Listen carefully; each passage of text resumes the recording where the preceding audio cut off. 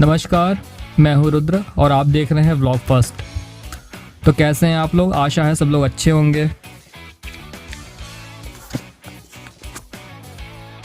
तो दोस्तों, the Kashmir files film अपने रिलीज से 11वें दिन लगभग 180 करोड़ रुपए कमाने के बाद भी लोगों के बीच चर्चा का विषय बनी हुई है।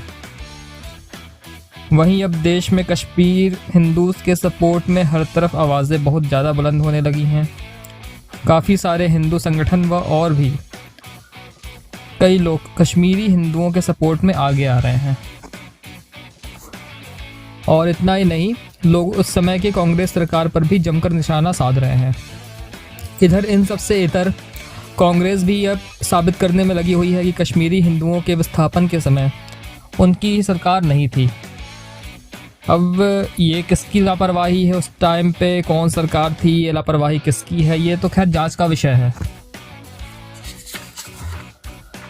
लेकिन आज हमारे समाज में एक अलग ही माहौल बना हुआ है।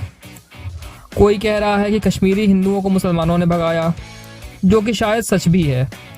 लेकिन इन सब वजह से सारे मुसलमानों को कलंकित करना या सारे के सारे मुसलमानों को, देश के सभी मुसलमानों को गाली देना, शायद ये भी उचित नहीं है।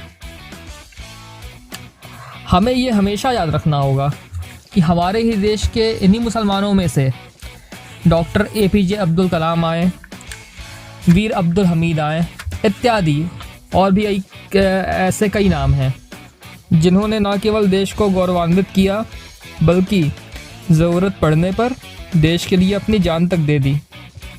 तो फिर आज हम मुसलमान कौम को गाली क्यों दे रहे हैं?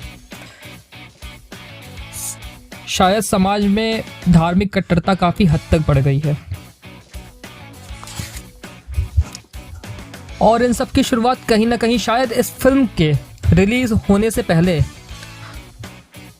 हो रहे विरोधों को लेकर भी है। आज कुछ मुस्लिम संगठनों को भी आगे आकर कश्मीरी हिंदुओं के समर्थन में खड़ा होना चाहिए,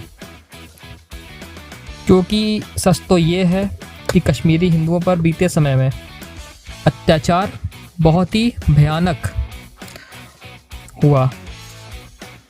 इसे नकारा भी नहीं जा सकता। और आज अगर ज़रूरत है तो हम सबको मिलकर एक साथ आगे आना होगा और बीते दिनों में हुई गलतियों को ठीक करने का एक प्रयास करना होगा। और इस बात का ध्यान भी रखना होगा कि भविष्य में ऐसी कोई गलती ना हो, क्योंकि हमारे लिए ये देश महत्वपूर्ण है और देश किसी एक से नहीं, हम सबसे मिलकर बनता है। जय हिंद। तो आज के लिए बस इतना ही। मिलते हैं फिर किसी नए ब्लॉग में। नमस्कार।